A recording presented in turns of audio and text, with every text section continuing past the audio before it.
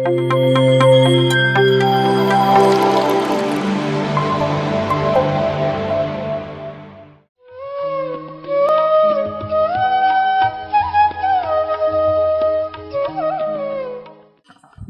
Surendra sir ಹಾಗೂ Vishwamitra light foundation ಹಾಗೆ ಎಲ್ಲ ಆತ್ಮಬಂಧುಗಳಿಗೆ ಒಂದು ಜೋರಾದ ಚಪ್ಪಾಳೆ.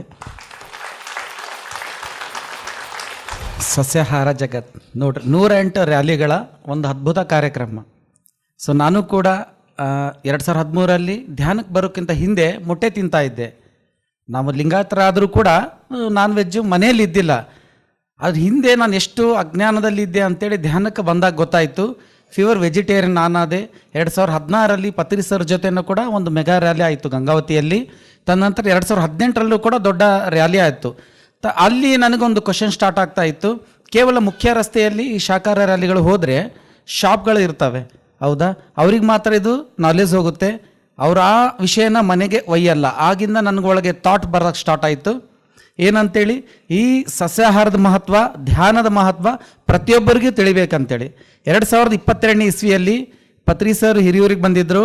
ಆಗ ನನ್ನ ಸಂಕಲ್ಪ ಏನಾಯಿತು, ಪ್ರತಿ ವಾರ ಸಸ್ಯಾಹಾರ ರ್ಯಾಲಿ ಮಾಡಬೇಕಂತ. ಪ್ರತಿ ವಾರ ಸಸ್ಯಾಹಾರ ರ್ಯಾಲಿ ಆಗಬೇಕು. ಪ್ರತಿ ಗಲ್ಲಿಯಲ್ಲಿ ಒಂದೊಂದು ವಾರ್ಡ್, ಒಂದು ಊರು ಅಂತಂದಮೇಲೆ ನಗರ ಅಂತಂದಮೇಲೆ ಒಂದು ವಾರ್ಡ್ ಅಂತ ಇರುತ್ತೆ, ಏರಿಯಾ ಅಂತ ಇರುತ್ತೆ, ಏರಿಯಾ ವಾಸ್ ಒಂದೊಂದು ರ್ಯಾಲಿ. ಆಗಿಂದ ನನ್ನ ಸಂಕಲ್ಪ.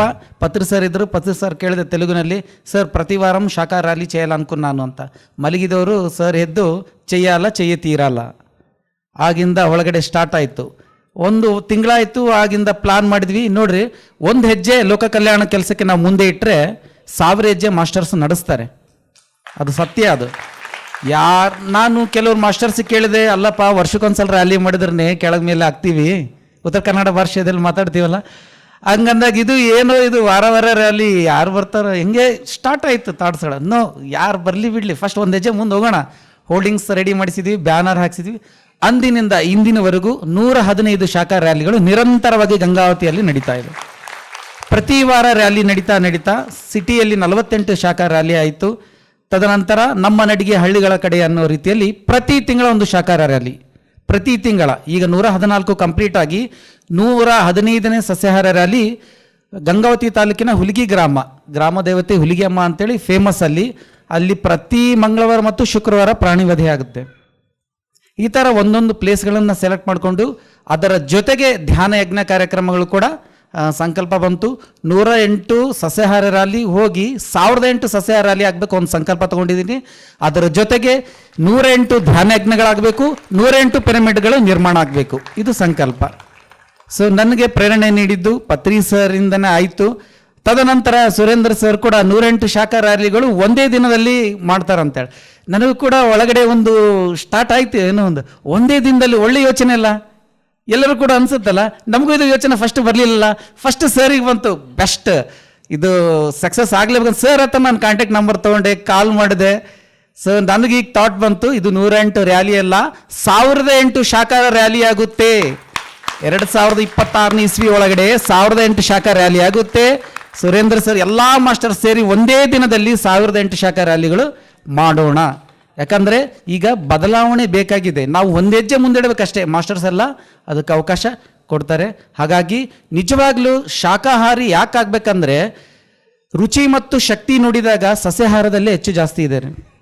ನಂದು ಯಾವಾಗ ಸಸ್ಯಾಹಾರ ರ್ಯಾಲಿ ಸ್ಟಾರ್ಟ್ ಮಾಡಿದೆ, PMC ಕೊಪ್ಪಳ ಚಾನಲಲ್ಲಿ ನನ್ನ ಸಬ್ಜೆಕ್ಟ್ ಯಾವಾಗಲೂ ಕ್ಲಾಸ್ ಕೊಡ್ತಾಯಿದ್ರು, ಸಸ್ಯಾಹಾರದ ಬಗ್ಗೆನೇ ಹೇಳಪ್ಪ. ಯಾವ ಚಾನಲ್ ನನಗೂ ಕರೆದ್ರು, ಯೂಟ್ಯೂಬ್ ಚಾನಲಲ್ಲಿ ಕ್ಲಾಸ್ ಕರೆದ್ರು, ಸರ್ ನೀವು ಶಾಖಾಹಾರದ ಬಗ್ಗೆನೇ ಹೇಳ್ಬಿಟ್ಟು ಸರ್ ರ್ಯಾಲಿ ಮಾಡ್ತಿರಲ್ಲ ಅಂತ. ಆಗ ಸ್ಟಾರ್ಟ್ ಆಯ್ತು ರೀ. ವಿಷಯಗಳನ್ನು ತೆಗಿಬೇಕಲ್ಲ, ಸರ್ಚ್ ಮಾಡಬೇಕು, ಆ ಸಬ್ಜೆಕ್ಟ್ಗಳನ್ನ ಕಲೆಕ್ಟ್ ಮಾಡ್ಕೋಬೇಕು. ಶಾಖಾಹಾರ ಅಂತ ನಾವು ಕೇವಲ ಒಂದು ಅಂದ್ಕೊಂಡಿದ್ದೀವಿ, ಸೈಂಟಿಫಿಕ್ ಆಗಿ 1000ದಷ್ಟು ವಿಷಯಗಳು ನಮಗೆ ಸಿಗ್ತವೆ. ಆ ವಿಷಯ ಹತ್ರ ನಾವು ಹೋದಾಗ ಅದ್ರ ತಕ್ಕಂತನೇ ಸಬ್ಜೆಕ್ಟ್ಗಳು ನಮ್ಮ ಹತ್ರ ಬರೋಕ್ಕೆ ಸ್ಟಾರ್ಟ್ ಆಗುತ್ತೆ. ಗೂಗಲಲ್ಲಿ ಸಿಗುತ್ತೆ, ಯಾರೊಬ್ಬರು ಮಾಸ್ಟರಿಂದ ಸಿಗುತ್ತೆ, ಯಾವುದೊಂದು ಪುಸ್ತಕದಿಂದ ಸಿಗುತ್ತೆ. ಸೈಂಟಿಫಿಕ್ ಆಗಿ ನಾನು ರಿಸರ್ಚ್ ಮಾಡೋಕ್ಕೆ ಸ್ಟಾರ್ಟ್ ಮಾಡಿದೆ, ಅಂದರೆ ವಿಷಯಗಳನ್ನು ಹುಡುಕೋಕ್ಕೆ ಸ್ಟಾರ್ಟ್ ಮಾಡಿದೆ. ಅದನ್ನು ಸಾರಾಂಶ ಒಂದೇ ನಿಮಿಷ ಹೇಳಿ ನಾನು ಮಾತನ್ನು ಮುಗಿಸ್ತೇನೆ. ರುಚಿ ಅಂತ ಶಕ್ತಿ ನೋಡಿದಾಗ ಮಾಂಸಾಹಾರ ಸೇವನೆ ಮಾಡೋದು ಒಬ್ಬ ಮನುಷ್ಯ ಅಂದರೆ ಧ್ಯಾನಕ್ಕೆ ಬರಲಿಕ್ಕಿಂತ ಮುಂಚಿತವಾಗಿ ರುಚಿ ಮತ್ತು ಶಕ್ತಿಗೋಸ್ಕರ ಹೋಗ್ತಾನವ. ಆ ರುಚಿಯ ಶಕ್ತಿಯನ್ನು ನೋಡಿದಾಗ ಸಸ್ಯಾಹಾರದಲ್ಲೇ ಹೇರಳವಾಗಿದೆ. ನೋಡಿ, ಒಂದು ರೈಸ್ ಅನ್ನವನ್ನು ನಮ್ಮ ಹೆಣ್ಮಕ್ಳಿಗೆ ಕೊಟ್ಟರೆ 1000 ಟೇಸ್ಟನ್ನು ಮಾಡ್ತಾರೆ. ಅದನ್ನು ಚಿತ್ರಾನ್ನ, ಪೊಂಗಲ್, ಮೊಸರನ್ನ, ಹೌದಾ, ಎಷ್ಟು ರುಚಿಗಳಿದೆಲ್ಲ. ಶಕ್ತಿ ಅಂತ ನೋಡಿದಾಗ ಡಾಕ್ಟರ್ ಆಗಲೇ ಸರ್ ಹೇಳಿದರು, ಅದರಲ್ಲಿ ಏನೂ ಇಲ್ಲ. ಅಂದರೆ ಸಸ್ಯಾಹಾರವನ್ನು ತಿಂದಂಥ ಮೇಕೆ, ಹೌದಾ, ಅದನ್ನು ನಾವು ಕಟ್ ಮಾಡಿ ತಿಂತೇವೆ ಅಂದರೆ ಇಂಡೈರೆಕ್ಟಾಗಿ ಮತ್ತೆ ಅದನ್ನು ತೊಗೊಳಕ್ಕೆ ಹೋಗ್ತೇವೆ. ಅಲ್ಲಿ ರುಚಿ ಶಕ್ತಿ ಇಲ್ಲ, ಅದು ವಿಷಾಂಶ ಆಗುತ್ತೆ. ಒಂದು ಪ್ರಾಣಿಯನ್ನು ಕೊಂದಾಗ ಅದರಲ್ಲಿ ಕೇವಲ 20% ಮಾತ್ರ ಪ್ರೋಟೀನ್ ಇರುತ್ತೆ, 80% ಪಾಯ್ಸನ್ ಆಗುತ್ತೆ ಅದು ಬಾಡಿ. ಹಾಗಾಗಿ 20% ಪ್ರೋಟೀನ್ಗೋಸ್ಕರ ನಾವು ಒಂದು ಜೀವನ ಹಿಂಸೆ ಮಾಡಿ ಪಾಪಗಳಿಗೆ, ಕರ್ಮಗಳಿಗೆ, ರೋಗಗಳಿಗೆ ಈಡಾಗ್ತೀವಿ. ಈಗೆಲ್ಲ ಪ್ರಾಣಿಗಳು ಹೆಂಗೆ ಬೆಳೀತಾ ಇದ್ದಾರೆ ಅಂದರೆ ಹಾರ್ಮೋನ್ಸ್ಗಳನ್ನು ಇಂಜೆಕ್ಟ್ ಮಾಡ್ತಾ ಇದ್ದಾರೆ. ಕುರಿ ಕೋಳಿಗೆಗಳಿಗೆಲ್ಲ ಹಾರ್ಮೋನ್ಸ್ ಇಂಜೆಕ್ಟ್ ಮಾಡ್ತಾ ಇದ್ದಾರೆ. ಬೇಕಾದ್ರೆ ಮನುಷ್ಯನಿಗೆ ಡಾಕ್ಟ್ರು ಬೇಗ ಸಿಗಲ್ಲ. ಕೋಳಿ ಫಾರ್ಮ್ನಲ್ಲಿ ರೆಗ್ಯುಲರ್ಗೆ ಒಬ್ಬ ಕೋಳಿ ಡಾಕ್ಟ್ರ್ ಇರ್ತಾನೆ. ಅವನೇನು ಮಾಡ್ತಾನೆ, ಒಂದು ಕೋಳಿಗೆ ಒಂದು ಮಿಷನ್, ಒಂದು ಕೊಂಡಿ ಇರುತ್ತೆ, ಹಿಂಗೆ ಹಾಕ್ತಾನೆ, ಇಂಜೆಕ್ಷನ್ ಹಾಕ್ತಾನೆ, ಹಿಂಗೆ ಒಗಿತಾನೆ. ಇಷ್ಟು ಹಿಂಸೆ ನೋಡ್ರಕ್ಕೆಲ್ಲ. ಆ ಇಂಜೆಕ್ಷನ್ ಹಾಕಿದ ತಕ್ಷಣ ಒಂದು ವಾರ ಇಷ್ಟಿರುತ್ತೆ ಆ ಕೋಳಿ, ಇನ್ನೊಂದು ನೆಕ್ಸ್ಟ್ ವಾರದಲ್ಲಿ ಇಷ್ಟು ದಪ್ಪ ಆಗಿಬಿಡುತ್ತೆ. ಯಾಕಂದರೆ ವ್ಯಾಪಾರಂ ದ್ರೋಹ ಚಿಂತನಂ ಅನ್ನೋ ರೀತಿಯಲ್ಲಿ ಅದರ ದುರ್ಮಾಂಸ ಜಾಸ್ತಿ ಆದರೆ ತೂಕ ಜಾಸ್ತಿ ಆಗುತ್ತೆ, ದುಡ್ಡು ಜಾಸ್ತಿ ಬರುತ್ತೆ ಅಂತೇಳಿ. ಈಗ ನ್ಯಾಚುರಲ್ ಕೋಳಿಗಳು ಮೊಟ್ಟೆ ಇಡ್ತಾ ಇಲ್ಲ. ನ್ಯಾಚುರಲ್ ಕೋಳಿ ಒಂದು ಸಲ ಮೊಟ್ಟೆ ಯಾವಾಗ ಇಡುತ್ತೆ ಅಂದರೆ ವರ್ಷದಲ್ಲಿ 45 ದಿನ ಮಾತ್ರ ಮೊಟ್ಟೆ ಇಡುತ್ತೆ, ಹೌದಾ? ಬೇಕಾದ್ರೆ ಯಾರಾದರೂ ಕೇಳೋಡಿ. ಆದರೆ ಮೊಟ್ಟೆ ಇಡೋ ಕೋಳಿಗಳು ರೆಗ್ಯುಲರಾಗಿ ಡೈಲಿ ಮೊಟ್ಟೆ ಇಡ್ತವೆ ಫಾರ್ಮ್ನಲ್ಲಿ. ಅದು ಹೇಗೆ ಸಾಧ್ಯ? ಮೊಟ್ಟೆ ಇಡಲಂತನ್ನೇ ಆ ಕೋಳಿಗಳಿಗೆ ಹಾರ್ಮೋನ್ಸ್ಗಳನ್ನು ಇಂಜೆಕ್ಟ್ ಮಾಡಿ ಪ್ರತಿದಿನ ಅದು ಬ್ಯಾಡ್ ಅಂದರೆ ಕೆಟ್ಟ ಅಂಶನೆಲ್ಲ ತನ್ನ ಬಾಡಿಯನ್ನು ಹಿಂಸೆ ಮಾಡಿಕೊಂಡು ಮೊಟ್ಟೆ ತಯಾರಾಗುತ್ತೆ. ಆ ರೀತಿ ಕೋಳಿಗಳಿಗೆ ಹಿಂಸೆ ಕೊಡ್ತಾ ಇದ್ದಾರೆ. ಆ ನೋವು, ದುಃಖ ಎಲ್ಲ ಮೊಟ್ಟೆಯಲ್ಲಿರುತ್ತೆ. ಅದು ಕರ್ಮ ನಮಗೆ ಬರುತ್ತೆ.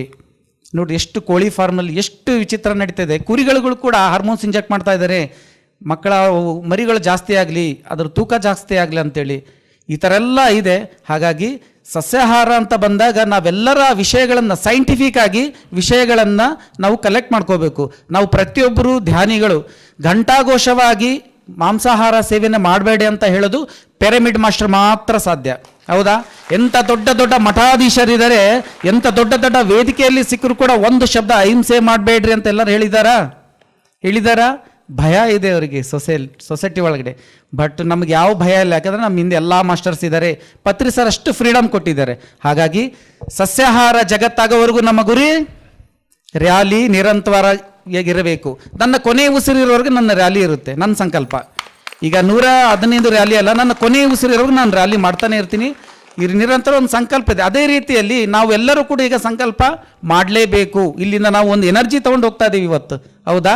ಪ್ರತಿಯೊಬ್ಬ ಮಾಸ್ಟರ್ಸು 108 ರ್ಯಾಲಿಗಳನ್ನು ನಾನು ಒಬ್ಬರೇ ಮಾಡ್ತೀವಿ ಅಂತ ಒಂದು ಸಂಕಲ್ಪ ನಾವು ತೊಗೊಂಡು ಹೋಗೋಣ ರೀ. ಎಸ್ಸಾ ಕೈ ಹತ್ರಿ ಯಾರ್ಯಾರು 108 ರ್ಯಾಲಿಗಳನ್ನು ನಾವು ಒಬ್ಬರೇ ನಾನು ನಮ್ಮ ಏರಿಯಾದಲ್ಲಿ ಮಾಡ್ತೀನಂತ. ಓಕೆನಾ? ಓಕೆ, ಎಲ್ಲ ಮಾಸ್ಟರ್ ಜೋರಾದ ಚಪ್ಪಾಳೆ. Thank you so much. PMC Kannada channel ಅನ್ನು ಲೈಕ್ ಮಾಡಿ, ಶೇರ್ ಮಾಡಿ, ಸಬ್ಸ್ಕ್ರೈಬ್ ಮಾಡಿ ಮತ್ತು ಮಾಡಿಸಿ. ಎಲ್ಲರಿಗೂ ಧನ್ಯವಾದಗಳು.